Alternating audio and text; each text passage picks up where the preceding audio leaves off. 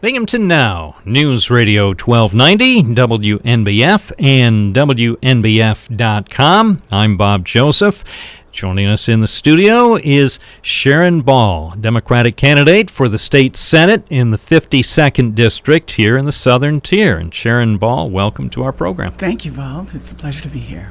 Well, good to have you with us. And before we do anything else, give our listeners a little overview. Tell our listeners in the Binghamton Now audience a bit about yourself. Okay, I've lived here. I live in Whitney Point, where I've lived for since 2003. I chose to come here. My husband and I came here from the Arlington, Virginia, Washington D.C. area, where we met in radio. We were in broadcast journalism. We met about 30 years ago in a newsroom. We decided to come back here. He grew up in Whitney Point. And when I finished my broadcast journalism career, I ended it at National Public Radio in Washington. We decided that we love this area. We love our house in Whitney Point, and we decided that this was a place where we wanted to make our stand and be part of the community, come out of the studio, you might say, and join the community and live for the rest of our lives. So we've made a commitment, and here we are. Tell us a little bit about your early years, growing up in Ohio. I grew up in a small town called Cambridge. It looks a lot like this area. Perhaps that's why it touched my heart so much. The rolling hills of southeastern Ohio, in that case the Appalachian Mountains, where Cambridge was not close to anything, a real small town, about 13,000 people then, I think 13,000 people now. And we, good public school system. It was a mixed, diverse community and good values. I grew up in a loving home, hardworking family. My mom and dad were working class people and taught us the value of hard work, my brother and myself. Graduated from high school there, went off to Ohio University. One of my life regrets is that I did not finish college. I thought I would have plenty of time to go back, but I got married instead, went off to the Far East, where I lived for about 3.5 years. Had my daughter there in Okinawa. I was married to a man in the Air Force at the time, and learned so much about what it means to be an American. I think that the identity of being an American, coming to appreciate the many riches that we have. I didn't realize that until I was living somewhere else. The problems that we face have been here since the beginning of the country, but I do feel that that period of time has shaped me. And my dedication to finding a better way to talk to each other, to treat each other, and to believe in the idea that we can come together, not as rhetoric, not as something we say because it sounds good, makes for a soundbite, and then do something else, but actually believe it and try to put it into practice in my career as broadcast journalist and as a director of the Broome County Arts Council, where I served for 11 years. Over the years, did you have a great interest in governments and any kind of interest in politics? Well, I've always been interested. I mean, as a broadcast journalist, certainly covering it, interested, always paid attention, certainly always voted. My mother was very political and very interested in politics, and we talked, we watched the news around the dinner table, Huntley Brinkley, to be specific, and so I've always paid attention, but I never, ever saw myself as a candidate. Never. It was never an aspiration. I never thought that it was something I would ever do. And then something happened this year, and suddenly you are running for a New York State Senate seat. I really am. What happened, and I call it a thunderbolt. I don't have any fancier way to put it. I retired from the Arts Council in December and thought that that's what I was going to do. I thought I was going to write, I thought I was going to rest, and I thought I was going to listen for guidance for my next big adventure. And one day, and I had been, of course, paying a lot of attention to the tone and the nature of the politics going on now. And I became so angry, so frustrated, so disappointed in the nastiness and the character assassination that was passing as discourse, a true disservice to the nation, a disservice to democracy, in my view, really. And one day, I was raging, complaining again about it all, and I just suddenly got sick of myself. I got tired of complaining, being another complainer, and I said, I had this thought: why doesn't someone do something about this? And this voice came back, probably my late mother's voice. Well, why don't you do something about it? I don't know what I can do about it, but I decided that I was going to stand up. I discovered that the state senate, the incumbent in the 52nd District State Senate seat, had no opponent. And it occurred to me that that was just wrong. No one should run unopposed. People need a choice. And then I did some research and discovered that this position, this seat, has been basically in the same hands for about 100 years. A long time. A long, long time. And that just seems undemocratic to me. What happened then is, people begin to doubt the value of their vote. And since I've declared my candidacy and have been going out throughout the district, Broome County, Tioga County, Shenango, parts of Shenango, and part of Delaware County, I've been all over the district. And this is something that comes up all the time, really concerns me. People who say, well, I don't know that my vote even matters. I don't have a voice. It's been in these hands so long, it just doesn't make any difference. And that is so dangerous for the health of our democracy. It's so dangerous for the health of our national spirit, of our community spirit, of the spirit of the district. And I want to be that choice. I want to be someone who offers the people who feel disenfranchised a voice. And I actually believe that democracy requires participation. And when people are discouraged from participating, I think it's dangerous for our country. Tell me about putting together a political campaign for the first time in your life. What is the first step? Well, first you stop sleeping. Of course. First you stop sleeping. The process is fascinating. I called the Board of Elections. I found out I had to get petitions. I talked to other Democrats. I got people to ask people to help collect signatures. I needed to collect 1,000 signatures. This may be boring process, but it's important. It's part of my learning. I needed 1,000 signatures. We eventually collected something like 2,100, so I'm very pleased about that. Those signatures had to be verified, sent to the Board of Elections, and then, and while at the same time you're collecting petitions all over the district, you're also talking to people, introducing yourself, going to different events, introducing yourself to different Democratic committees around the region, and to all the voters. So it's been an adventure for myself, for my family who supports me. Otherwise, I couldn't possibly do this. My husband and my daughter couldn't possibly do it. And so day by day, I built an organization. I've just brought on a campaign manager. I have a couple of consultants, young, fresh, energetic people who know how to win elections, and they are helping to guide me through the process. But in the meantime, I'm the one that has to stand up and talk to people and represent myself in a way I've never have before. Did any family members or friends try to dissuade you from this adventure? They didn't really try to dissuade me so much as they couldn't believe that I was taking such a chance. That's kind of the way people were speaking. My family didn't use those terms, but other people actually spoke to me as if they felt fear for me. And in the climate, in the political climate that we certainly are in now, I can understand why they felt that way. But part of that thunderbolt that I felt, on June 8th, actually, I know exactly the date. It was June 8th. I have it on my calendar. Part of that thunderbolt was, if I'm going to do this, I cannot do it in fear. There is too much fear-mongering going on.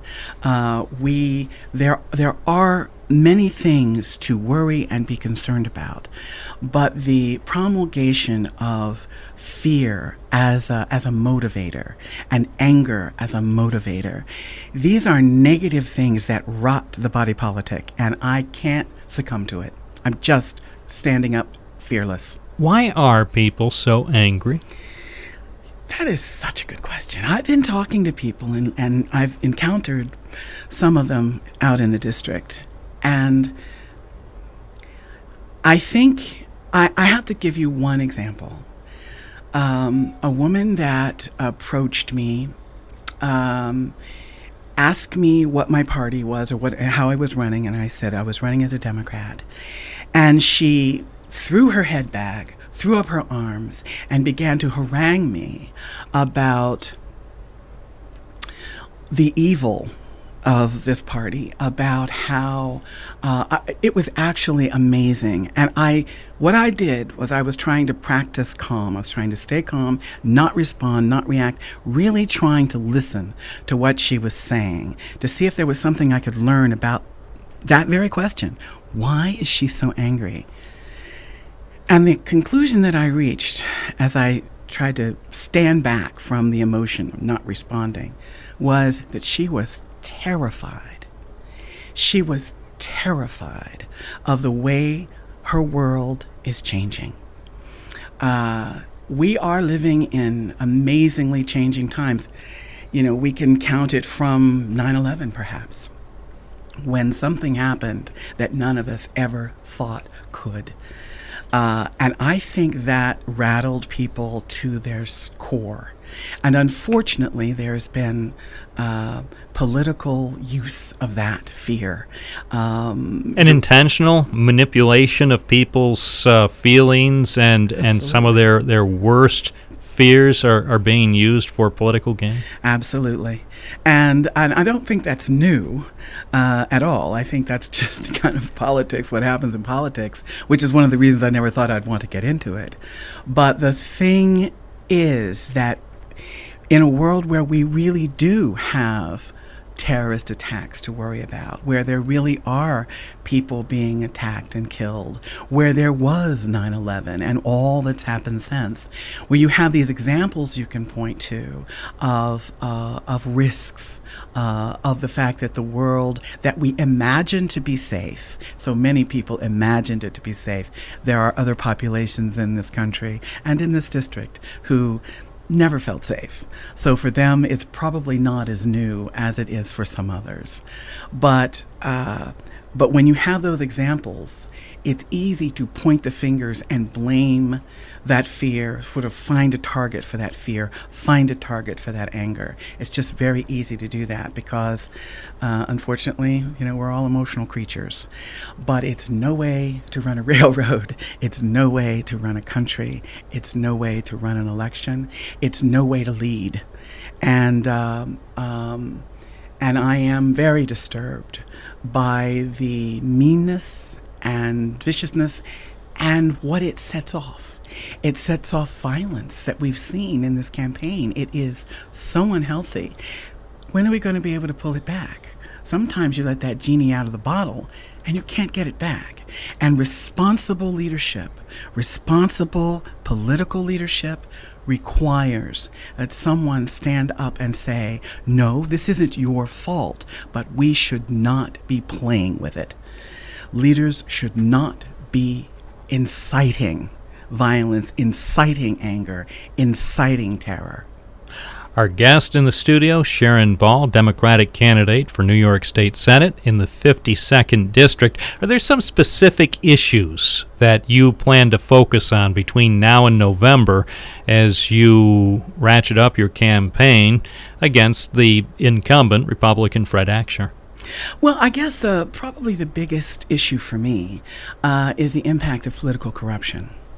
And I define that as a couple of things. Most pointedly, the thing that really drives me crazy, makes my head blow up actually, is the fact that someone can be convicted of a felony and still get their pension. Now, I know there was a 5-point plan that was publicized after the last session, after the legislature finished its most recent session, and that 5-point plan says that they should lose that convicted politicians should lose their pensions. However, that's only an agreement. It's not law yet. And I feel that should be an immediate loss of pension, that there should be, period, no debate. I do not think that the taxpayers should continue to pay people who have been convicted of violating the public trust on such a massive scale. And there's so much of that in the New York legislature. If you look at the numbers of how many people have been convicted of crimes in the last, I think it's the last 7 or 8 years, we're talking like 30, 40 people.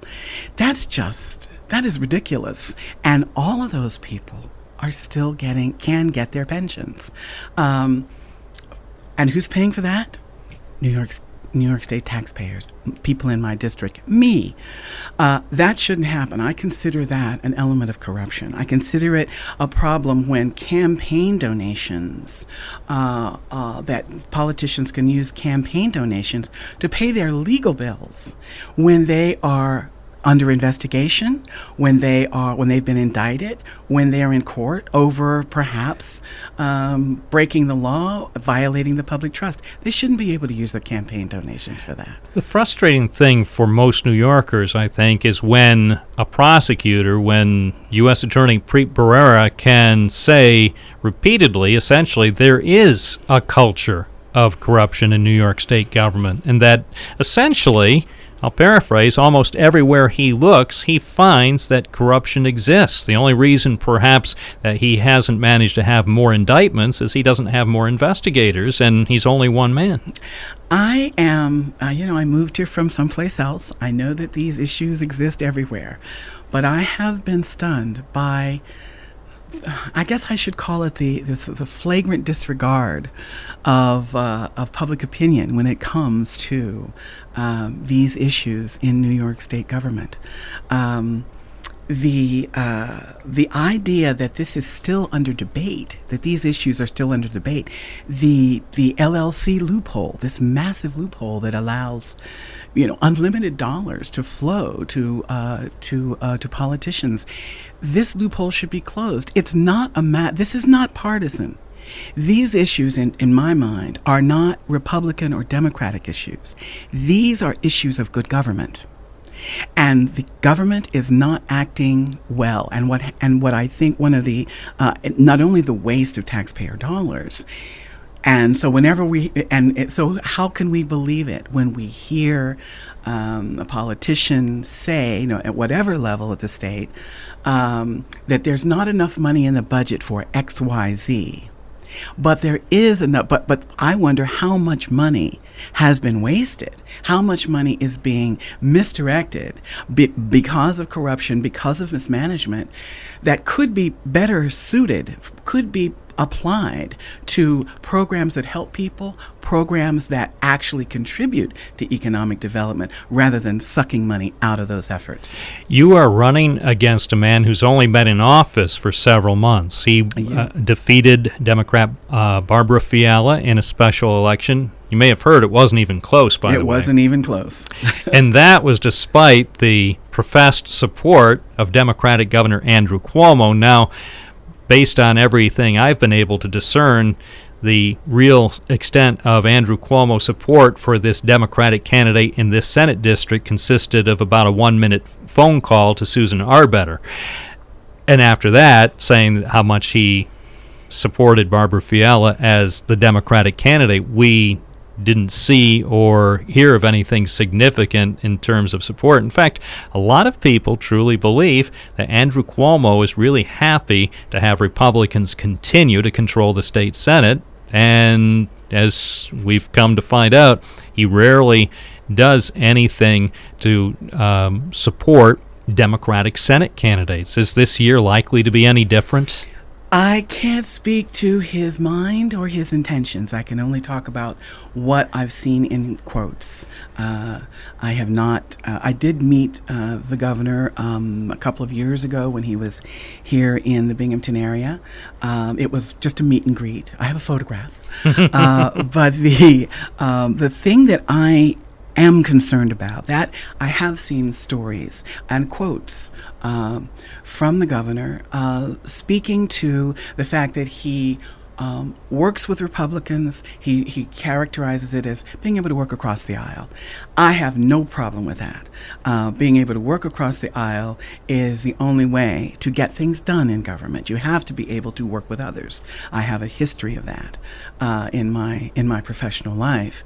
However, the suggestion that perhaps, and I don't know where this suggestion comes from, but the suggestion that working with Republicans means that a Democratic majority in the Senate that's the implication of some of the reports I've seen, that a Democratic majority in the Senate would somehow lead to gridlock in the New York State legislature doesn't quite make sense to me, because if you have a Democratic majority in the Senate and a Democratic majority in the Assembly, how does that lead to gridlock?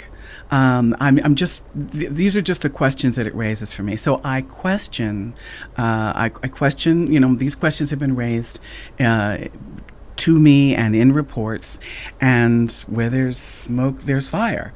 So I can't speak to what the governor may or may not have done. I think in the Fiala campaign, I believe that really is a question for Barbara Fiala, with whom I had lunch a little while ago. Well, she's talked about it a little bit publicly, and she's also talked about it quite a bit privately off the record, well, as you might imagine. But this is the thing. For my campaign, I believe that every Democrat should get behind me, every independent should get behind me, every Republican of goodwill should get behind me. I want to represent everybody, not just a narrow range of people who happen to vote for me. I want to represent everybody. And based on my experience since 2003 in this region, in this area, there is an idea, I think, among too many people that they are not, they're only represented if they do certain things. I've even had people say, well, I don't want to be seen, or I can't do anything publicly because there might be repercussions for my business. And I think, so there's a fear of punishment. When you have entrenched power at that level, whether it's Republican or Democrat, it cowls the community spirit. It cowls people. It makes them afraid.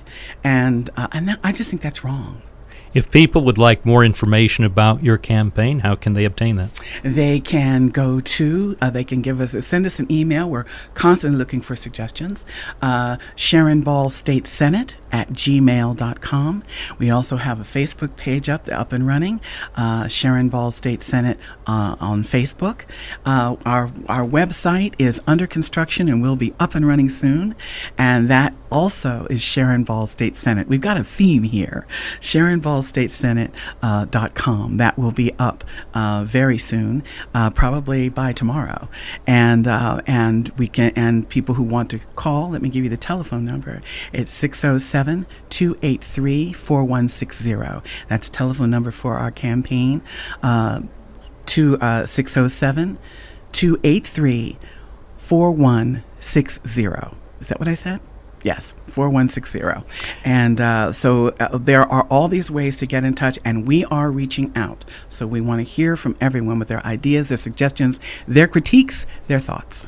And we will have you back on the program. Oh, I look forward to it, Bob. Sharon Ball, Democratic candidate in New York's 52nd Senate District. Thank you so much. Thank you.